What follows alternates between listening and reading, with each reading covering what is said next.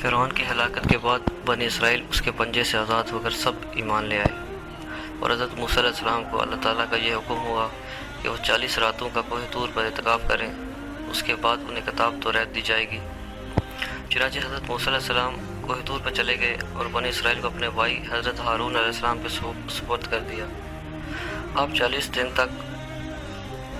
روزے کی حالت میں اور ساری رات عبادت کی حالت میں مشغول رہتے، اور ادھر سامری کو بنی اسرائیل کو گمراہ کرنے کا موقع مل گیا۔ سامری جادوگر کون تھا؟ بنی اسرائیل میں ایک نطفہ ناتحقیق جسے عرف عام میں حرامی شخص کہا جائے تو کم نہ ہوگا، جس کا نام سامری تھا۔ وہ طبعی طور پر گمراہ کن آدمی تھا۔ اس کی ماں نے برادری کی رسوائی اور بدنامی کے ڈر سے اس کو پیدا ہوتے ہی پہاڑ کی غار میں چھوڑ دیا، اور حضرت جبرائیل علیہ السلام نے اللہ کے حکم سے اس کو اپنی انگلی سے دودھ پلا پلا کر پالا۔ اس لیے یہ حضرت جبرائیل علیہ السلام کو پہچانتا تھا۔ اس کا پورا نام موسیٰ صابری تھا، اور حضرت موسیٰ علیہ السلام کا نام بھی موسیٰ تھا۔ موسیٰ صامری کو حضرت جبرائیل علیہ السلام نے پالا، اور حضرت موسیٰ علیہ السلام کی پرورش فرعون کے گھر میں ہوئی، مگر خدا کی شان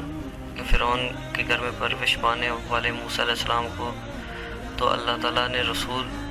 بنا دیا، اور حضرت جبرائیل علیہ السلام کا پالا ہوا موسیٰ صامری کافر ہوا، اور بنی اسرائیل کو گمراہ کر کے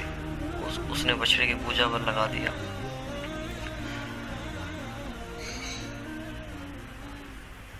جن دنوں حضرت موسیٰ علیہ السلام کوہ طور پر معتکف تھے، سامری نے آپ کی غیر موجودگی کو غنیمت جانا اور یہ فتنہ برپا کر دیا کہ اس نے بنی اسرائیل کے سونے چاندی کے زیورات کو مانگ کر پگھلایا اور اس کا بچڑا بنا دیا، اور حضرت جبرائیل علیہ السلام کے گھوڑے کی قدموں کی خاک جو اس کے پاس تھی، اس نے وہ بچڑے کے منہ میں ڈالی تو وہ بچڑا بولنے لگا۔ پھر سامری نے مجمع عام میں تقریر شروع کر دی کہ اے بنی اسرائیل، حضرت موسیٰ علیہ السلام خدا سے باتیں کرنے کے لیے کوہ طور پر تشریف لے گئے ہیں، لیکن خدا تو خود ہم لوگوں کے پاس ہے، اور بچڑے کی طرف اشارہ کر کے بولا یہی خدا ہے۔ سامری نے ایسی گمراہ کن تقریر کی کہ بنی اسرائیل کو بچڑے خدا ہونے پر یقین آ گیا، اور وہ بچڑے کی پوجا کرنے لگے، اور 12,000 آدمی کے سوا ساری قوم نے چاندی سونے کے بچڑے کو کھولتا دیکھ کر اس کو خدا مان لیا، اور اس کے آگے سر پر سجود ہو کر اس بچڑے کی پوجا کرنے لگے۔ چنانچہ خداوند قدوس کا ارشاد ہے، پارہ 9 الاعراف آیت نمبر 148، اور موسیٰ کے بعد اس کی قوم اپنے زیوروں سے ایک بچڑا بنا بیٹھی، بے جان کا دھڑکا تھا، وہ گائے کی طرح آواز کرتا تھا۔ جب 40 دنوں بعد حضرت موسیٰ علیہ السلام خدا عز و جل سے ہم کلام ہو کر اور توریت شریف ساتھ لے کر بستی میں تشریف لائے اور قوم کو بچڑے کی پوجا کرتے ہوئے دیکھا تو آپ بے حد غضب اور جلال میں آ گئے۔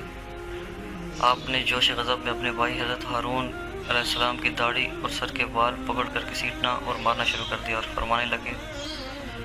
کیوں تم نے ان لوگوں کو اس کام سے نہیں روکا؟ حضرت ہارون علیہ السلام معذرت کرنے لگے، جیسا کہ قرآن مجید میں ہے، کہا اے میری ماں جائے، قوم نے مجھے کمزور سمجھا اور قریب تھا مجھے مار ڈالتے،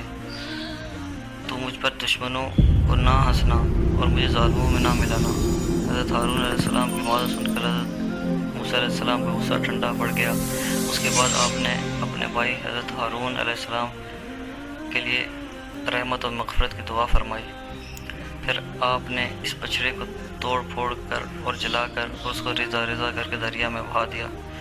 پھر اللہ کا یہ حکم نازل ہوا کہ جن لوگوں نے بچڑے کی پرستش نہیں کی وہ لوگ بچڑے پوجنے والوں کو قتل کریں۔ چنانچہ 70,000 بچڑا پوجنے والوں کو قتل کر دیا گیا۔ اس کے بعد یہ حکم نازل ہوا حضرت موسیٰ علیہ السلام 70 آدمیوں کو منتخب کر کے کوہ طور پر لے جائیں، اور یہ لوگ بچڑا پوجنے والوں کے لیے معذرت طلب کرتے ہوئے یہ دعا مانگے کہ بچڑا پوجنے والوں کے لیے گناہ معاف ہو جائیں۔ چنانچہ موسیٰ علیہ السلام نے چن کر اچھے 70 آدمیوں کو ساتھ لیا اور کوہ طور پر تشریف لے گئے۔ یہ لوگ کوہ طور پر طلب معذرت اور استغفار کرنے لگے تو اللہ تعالیٰ کی طرف سے آواز آئی، اے بنی اسرائیل، میں ہی ہوں، میرے سوا تمہارا کوئی معبود نہیں، میں نے ہی تم لوگوں کو فرعون کے ظلم سے نجات دی، تم لوگوں کو بچایا، لہذا تم لوگ فقط میری ہی عبادت کرو اور میرے سوا کسی کو مت پوجو۔ اللہ تعالیٰ کا یہ کلام سن کر 70 آدمی ایک زبان ہو کر کہنے لگے، اے موسیٰ، ہم ہرگز آپ کی بات نہیں مانیں گے جب تک ہم اللہ تعالیٰ کو اپنے سامنے نہ دیکھ لیں۔ یہ 70 آدمی اپنی ضد پر بالکل اڑ گئے کہ ہم نے آپ کو اپنے خدا کا دیدار کرنا ہے، ورنہ ہم ہرگز نہیں مانیں گے۔ خداوند عالم نے فرمایا، حضرت موسیٰ علیہ السلام نے ان لوگوں کو بہت سمجھایا، مگر یہ شریر و سرکش لوگ اپنے مطالبے پر اڑ گئے، یہاں تک کہ اللہ تعالیٰ نے اپنے غضب اور جلال کا اظہار اس طرح فرمایا کہ ایک فرشتہ آیا اور اس نے ایک ایسی خوفناک چیخ ماری کہ خوف و ہراس سے لوگوں کے دل پھٹ گئے اور یہ 70 آدمی مر گئے۔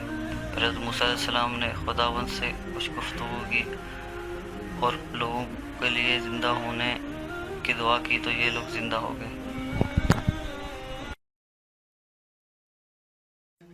یہ لو میرا قرآن، یہ لو میری سنت،